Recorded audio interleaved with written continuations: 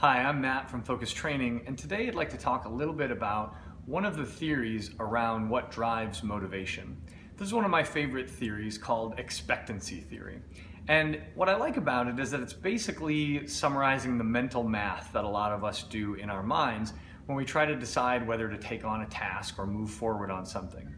So expectancy theory basically argues that there are three factors that each of us thinks about before we decide to jump into a task: expectancy, valence, and instrumentality. So expectancy, the first of these factors, is the question, if I try, will I be good at this? If I put in effort, will I perform effectively at this task? Valence is the question, if I perform well, will there be some kind of reward for me? And then finally, instrumentality is the extent to which I care about those rewards. In other words, do I like what that reward would be?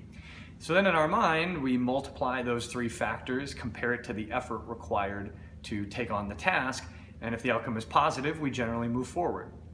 So an example I often think about in my mind is when I was a little younger, I went through a life stage where a lot of my friends would ask for help moving from one apartment to another or into a new house.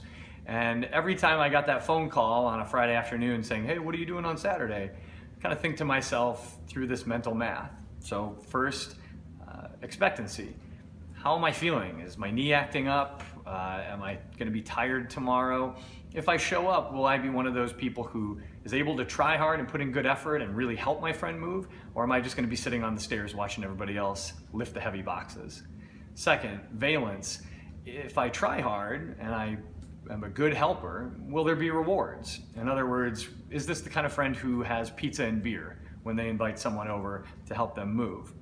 And then finally, instrumentality. Do I like those rewards? So for me, is this the kind of friend that buys fancy, expensive craft beer, or is it just going to be some cheap stuff and pizza that I don't like? Those rewards and the way that I think about them affect this overall math. Now, for leaders and organizations, the way that this becomes a useful tool for us is understanding that each of those three factors is subjective. In other words, we as leaders can influence the way people perceive each of those factors. So you can influence the expectancy of your employees by helping to build their confidence in certain skill areas, helping them to see that if they try hard, they can be successful at what you want them to do. You can influence valence by building trust between your employees and yourself, or your employees and the organization. In other words, if you promise rewards, be sure you deliver on that. Be careful not to be a boss who hints that a promotion is coming and then one never comes, or making promises that you can't keep when it comes to rewarding your employees. And then finally, instrumentality as a leader is about understanding what rewards our individual employees value. Some of the employees that work at FOCUS Training are rewarded by public recognition. They want to be on stage with a spotlight on them saying, look how amazing this person was. Whereas other people on our team would hate that. They would much rather have a quiet word one-on-one to the side saying, hey, you really made a huge impact on that project. We couldn't have done it without you. Or even a handwritten thank you note. So knowing your people well enough to know what rewards they value and what impact it'll have on them goes a long way.